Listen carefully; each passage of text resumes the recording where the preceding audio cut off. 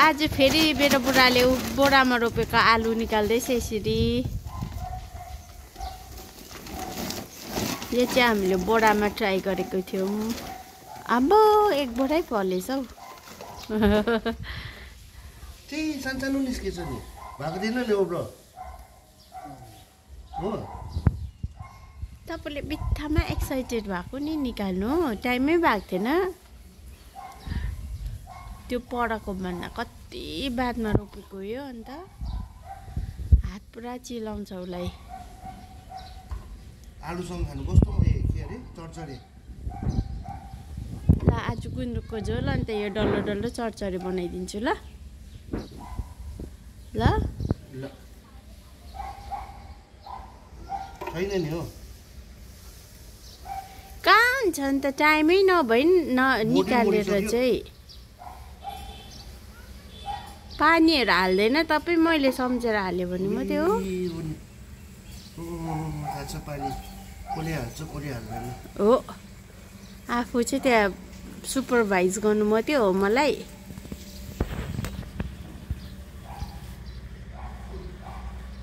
आलु त डल्लै रहेछ मैले रोपेको। अन्त कहाँबाट हुन्छ, तपाईँ एक्साइटेड हुन्छ नि बेसी। निस्किन नि हो ब्रदर।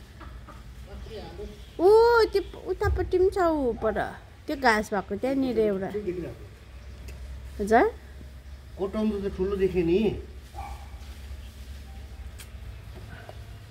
अस्ति ऊ यहाँ पढाएको पनि कोट्याएर हेरेर हो हेरेर हेरेर।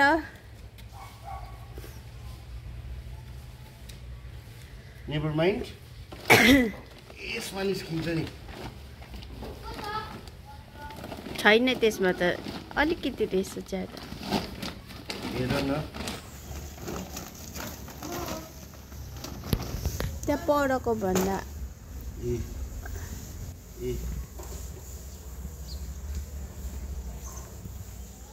त्यो सानो सानो पनि सबै टिप्नुहोस्। डल्लो डल्लो पर्पर भुटेर खानु मिठो हुन्छ नि।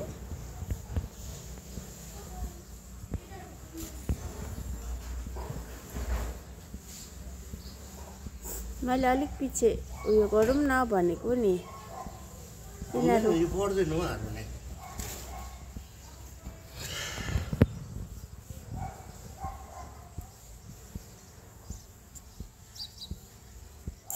यस्तो दाममा माटोमा पनि खोइ आलु। त्यसको रोप्ने उयो राम्रो नभएर होला हौ। बजारमा खाने आलु पो रोपेको अन्त नि, बिउ राम्रो नभएर होला नि। घरमा खानु ल्याएको आलु पो रोपेको अन्त।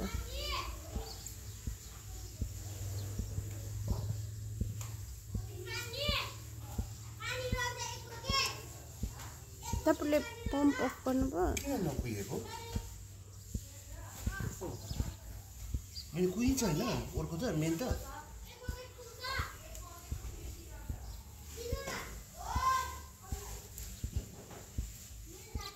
Where is the आलु?